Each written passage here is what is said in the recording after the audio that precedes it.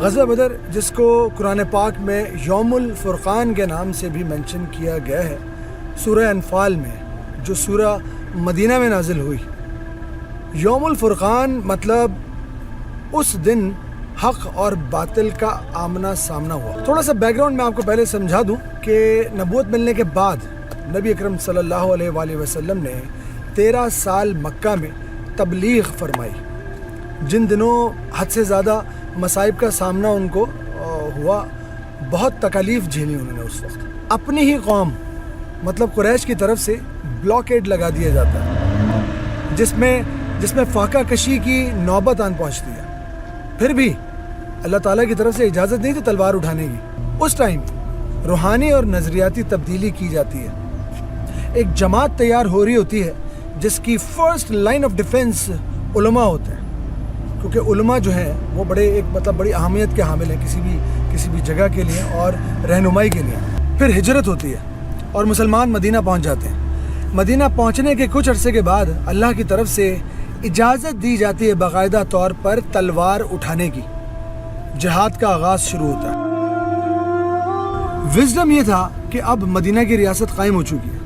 Political context میں بیان کروں تو نبی اکرم صلی اللہ علیہ وسلم اپنی فارن پالیسی اور ڈپلومیٹک موو کرتے ہوئے وہاں کے مختلف قبائل کو، جس میں مسلمان بھی تھے، جس میں یہودی بھی تھے، جس میں کرسچنز بھی تھے، سب کو ایک جگہ جمع کرتے ہیں اور ایک ڈیفنس ایگریمنٹ تیار ہوتا ہے جس کو ہم میثاق مدینہ کے نام سے جانتے ہیں۔ یعنی میرے آقا حضرت محمد مصطفیٰ صلی اللہ علیہ وآلہ وسلم نے اپنی فہم و فراست سے سب سے پہلا سٹیپ ریاست میں یہ اٹھایا کہ امن قائم کر دیا۔ جو کچھ نبی صلی اللہ علیہ وسلم اس ٹائم اپنی دانش مندی سے کر سکتے تھے اور انہوں نے کیا بھی، آج کل کی جدید عالمی ریاست بھی اسی طرح کام کرتی ہے۔ اس طرح آپ دیکھتے ہوں گے ڈپلومیٹک ٹریننگ ہوتی ہے، ڈپلومیٹک انکلیوز بنے ہوئے ہوتے ہیں۔ ڈپلومیسی ایک اہم جز ہے چیزوں کو سولو کرنے کا۔ پھر مسلمانوں نے اپنی ملٹری اسٹریٹجی کی طرف توجہ دینا شروع کی، اگریسو پیٹرولز کرنا شروع کیے۔ اس ٹائم ٹیکٹیکل انٹیلیجنس سسٹم کچھ اس طرح سے تھا کہ مسلمانوں کی طرف سے لوگ ریکننس پیٹرول پر لگائے گئے تھے، مطلب انفارمیشن گیدر کرنے کے لیے لوگ جاتے تھے، آتے تھے، انفارمیشن کلیکٹ کرتے تھے، اور اس کی جو کلیکٹ کی گئی انفارمیشن ہوتی تھی اس کا ڈیٹیل انالیسس ہوتا تھا، جاسوسی کی جاتی تھی۔ مسلمانوں کا ایک پراپر اسپیناج نیٹ ورک کام کرتا تھا۔ اسپائز جو جاسوس ہیں وہ جا کر ریگر انسپیکٹ کرتے تھے، مطلب کتنی سختی ہے اور کیا اور کس طرح سے انہوں نے کیا ہے، مطلب جو بھی سختی ہوتی تھی اس کا معائنہ ہوتا رہتا تھا۔ خیر، میں ڈائریکٹ جنگ پہ آتا ہوں۔ 313 کی تعداد تھی مسلمانوں کی جب وہ نکلے تھے اس جنگ کے لیے۔ اس میں مہاجرین بھی شامل تھے، انصار کی بھی تعداد کافی تھی۔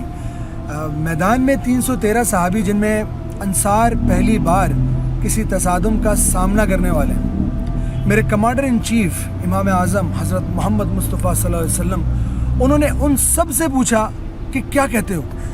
تو وہ مہاجرین، وہ سچے عاشق رسول، کہتے ہیں کہ ہم آپ کو وہ جواب نہیں دیں گے جو حضرت موسیٰ علیہ السلام کو ان کی قوم نے دیا کہ آپ اور آپ کا رب جا کے جنگ کرے، ہمارے اس سے کوئی کنسرن نہیں ہے، ہم نہیں شامل ہوں گے اس میں۔ انصار سے پوچھا تو انہوں نے کہا کہ آپ صلی اللہ علیہ وسلم، ہمیں سمندر میں بھی اگر آپ جانے کے لیے کہیں گے نا تو ہم چلے جائیں گے۔ واہ، کیا بات ہے انصار۔ پھر جنگی حکمت عملی تیار ہوتی ہے۔ آپ یہ سوچیں کہ سٹیکس کتنے ہائی تھے، ڈیسائسو مومنٹ تھا اس جنگ میں۔ 313 کے ساتھ 1000 ملائکہ کا، 1000 فرشتوں کا بھی نہ بھولیے آپ، ان کا بھی نزول ہوا تھا۔ اس سینیریو میں بھی اللہ عز و جل نے ڈیوائن پاور کے تھرو آپ تمام مسلمانوں کو وٹنس کرائے کہ کیا ہوا تھا اس جنگ میں۔ روایتوں کے مطابق ایک صحابی فرماتے ہیں کہ میں ایک کافر کی طرف جب میں نے دیکھا تو اس کو مارنے کے لیے بڑھنے لگا۔ جب میں اس کو مارنے کے لیے بڑھنے لگا تو اچانک سے کوئی غیر مرئی طاقت آ گئی اور اس نے اس کافر کی گردن ہوا میں اڑا دی۔ ایک مشرک یہ کہتا ہے کہ ہم جب پہاڑ پر کھڑے ہوئے تو ایک بادل سا گزرا کہ جس میں سے گھوڑوں کی ٹاپوں کی اور گھوڑوں کی ہنہنانے کی آوازیں آ رہی تھی کہ جن کی دہشت سے ایک مشرک کا انتقال ہو جاتا ہے، اس کا ہارٹ فیل ہو جاتا ہے۔ اس کو اس طرح سے سمجھا، یہ وہ واحد جنگ تھی جس میں روحانی طاقت شامل تھی ملائکہ کی، ان کے نزول کو وٹنس کریں گے آپ، جو قرآن میں بھی ہے۔ نبی اکرم صلی اللہ علیہ وسلم کے مطلب جو اس ٹائم پر اس جنگ میں کمانڈر ان چیف تھے، ان کے ایٹریبیوٹس کو وٹنس کر سکتے ہیں آپ اس جنگ میں۔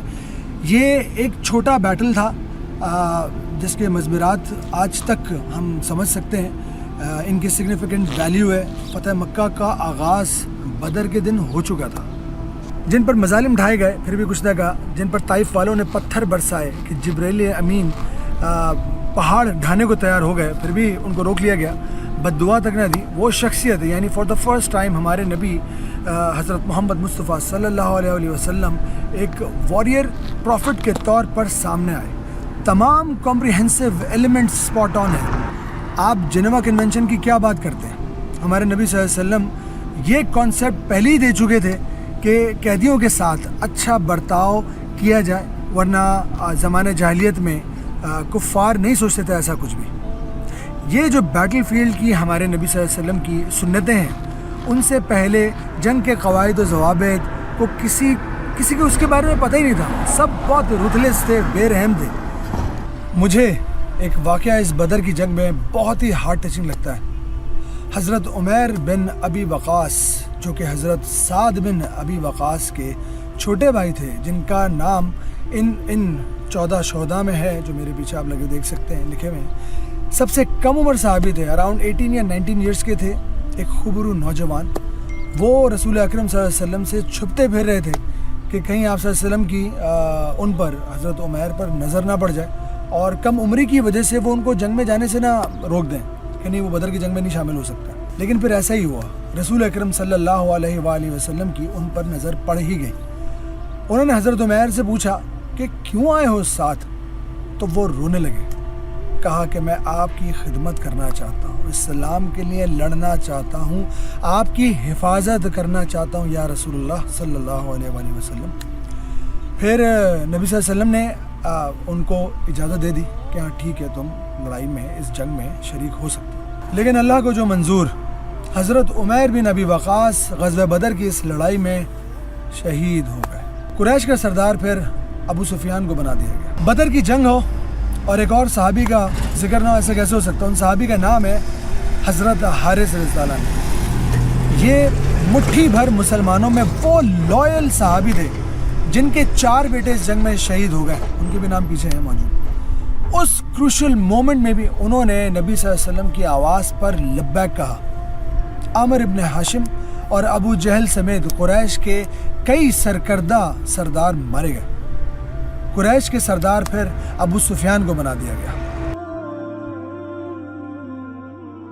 یہ جو آپ پیچھے ایک پہاڑ دیکھ رہے ہیں، بالکل ریت کا پہاڑ، کہنے والوں کے مطابق اوتھینٹک سورسز سے ہم نے جو پتہ کیا ہے، ایگزیکٹلی وہ یہی پہاڑ تھا، یہی ماؤنٹین تھا ریت کا، جہاں سے ملائکہ کا نزول ہونا شروع ہوا اس بیٹل آف بدر میں۔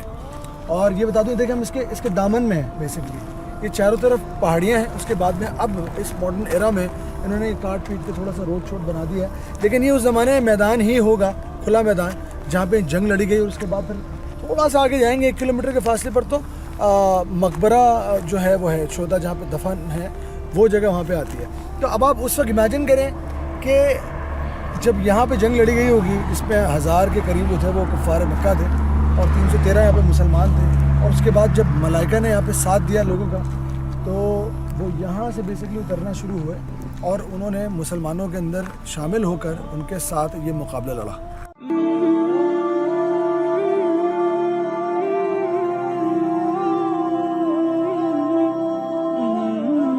تو جناب یہ تھا مسلمانوں کے ذوق شہادت کا عالم۔